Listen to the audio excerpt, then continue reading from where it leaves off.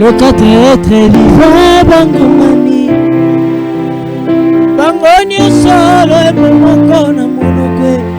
Gloire soit rendue à celui qui nous a appelés. Gloire soit rendue à celui qui te garde jour et nuit, malgré les maladies, malgré les tempêtes, malgré les secousses.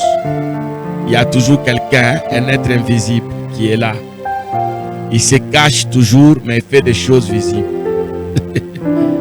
Ça venait été lui, nous n'allons pas résister. La Covid est arrivée, elle a emporté plusieurs, mais sa main était sur nous, toi et moi, nous avons résisté. Les maladies incurables, c'est chaque matin qu'il les guérit. Les cancers, les sida, les myomes, les fibromes, les prostates.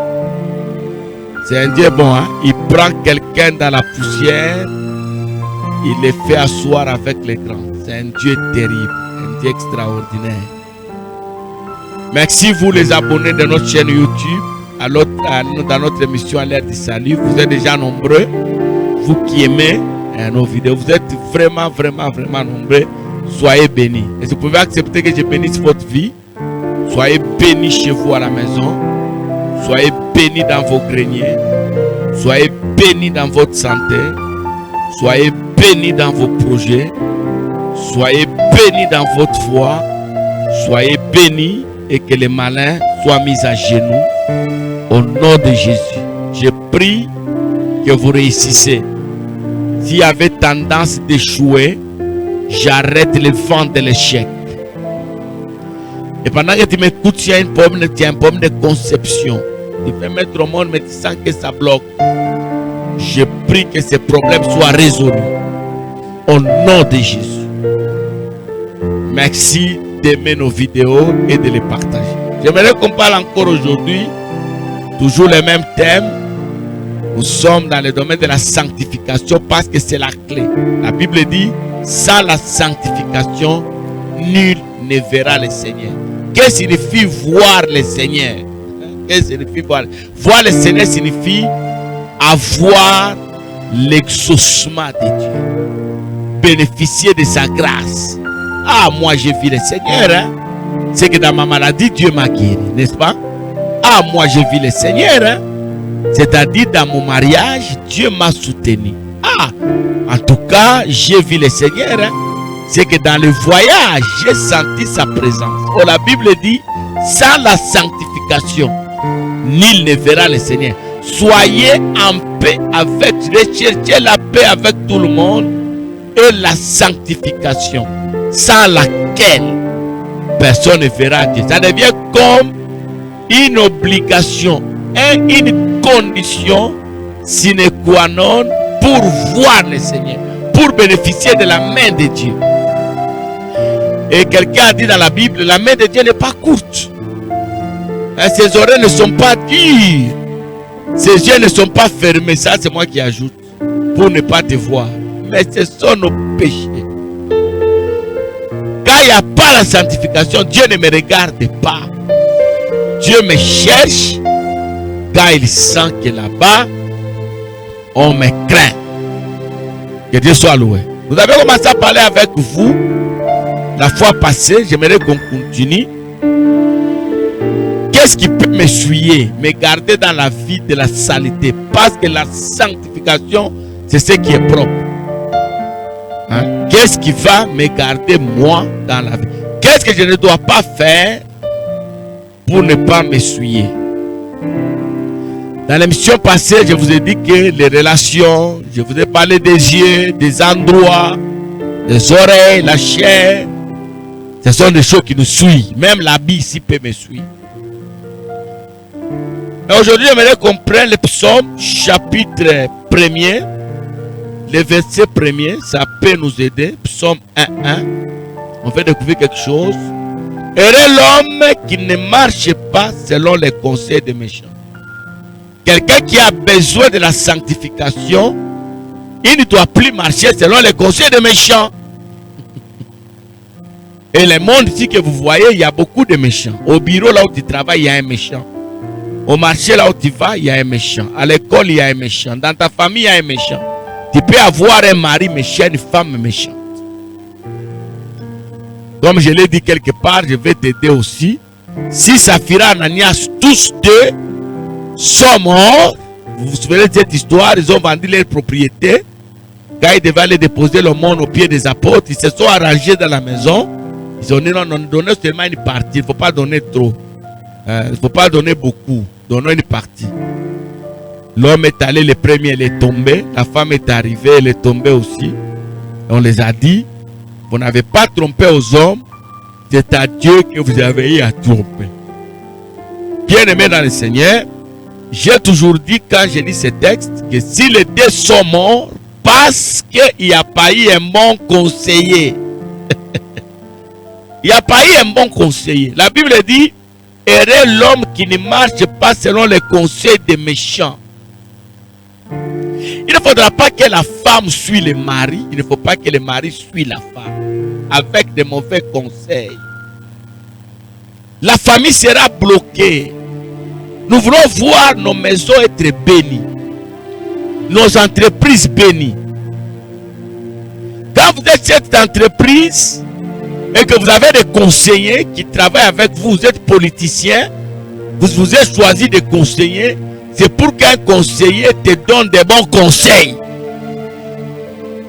Et les bons conseils, ce sont les éléments qui nous aident à bien évoluer dans notre administration.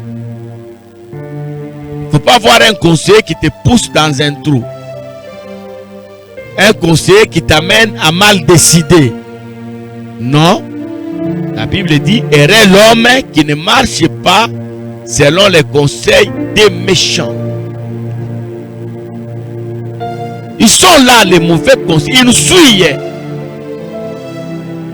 Ils vont nous pousser à aller dans des voies détournées. Garde ton alliance avec Dieu plus que toute autre chose. Garde ça plus que toute autre chose.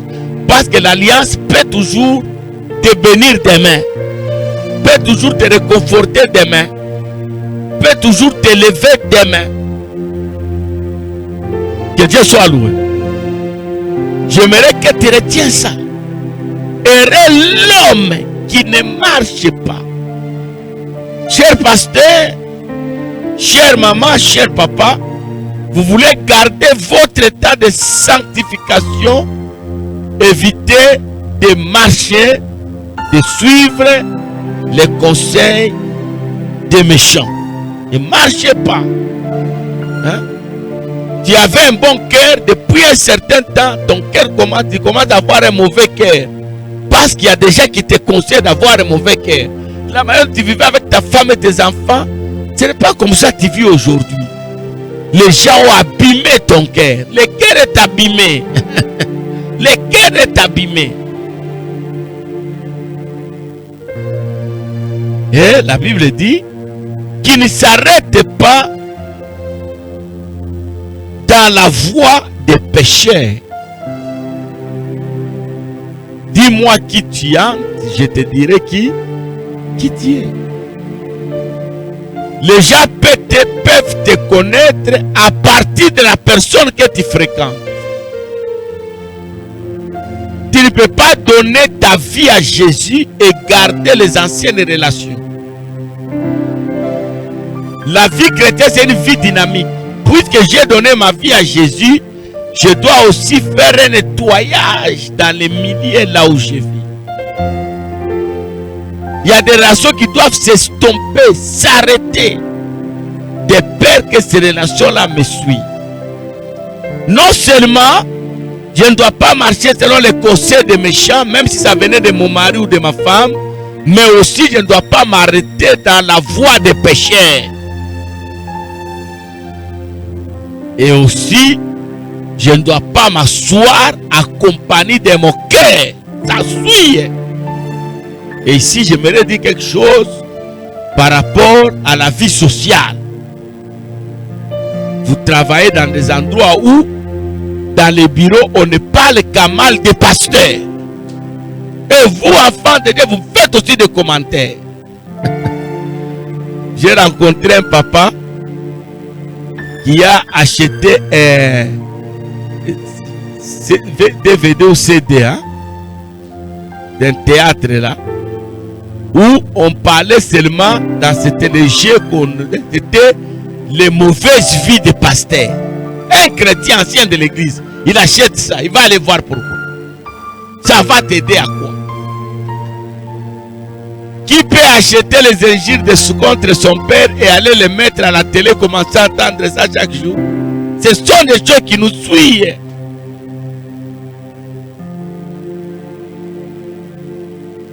Il a acheté ça. Des séries là, on ne joue que les mauvais rôles des pasteurs. Les pasteurs qui violent, les pasteurs qui engrossent, les pasteurs qui séparent, qui divident les églises. Oui, il prend ça. Il l'amène chez lui. Il le met au salon. Lui et les enfants. Non, non. La Bible dit, faut pas s'asseoir avec les moqueurs. Ça, c'est la moquerie. Ça, c'est la moquerie. Heureux l'homme qui ne marche pas selon les conseils des méchants. Il y a des gens sur cette terre qui vont t'enseigner à mal te comporter par rapport aux autres, à ne pas pardonner. Tu avais bien commencé, non? Galate dit, mais qui t'a ensorcelé? Qui t'a ensorcelé? Tu as bien commencé, mais regarde comment tu es en train de mal terminer. Mais pourquoi tu termines mal? Parce que quelque part, il y a un mauvais conseiller. Quelqu'un qui t'a mal conseillé. Tu payais ta dîme, tu ne payes plus. Tu étais engagé à l'église, tu commences à t'absenter. Tu n'avais qu'un père spirituel, quelqu'un t'a dit, non, moi j'en ai 3. Si papa est occupé, je peux consulter l'autre là. Tu commences à faire. Tu n'avais qu'une seule femme, quelqu'un t'a conseillé, non, non, c'est pourquoi ta femme ne te respecte pas, il faut avoir une deuxième femme. La Bible dit, heureux l'homme qui ne marche pas selon les conseils des méchants.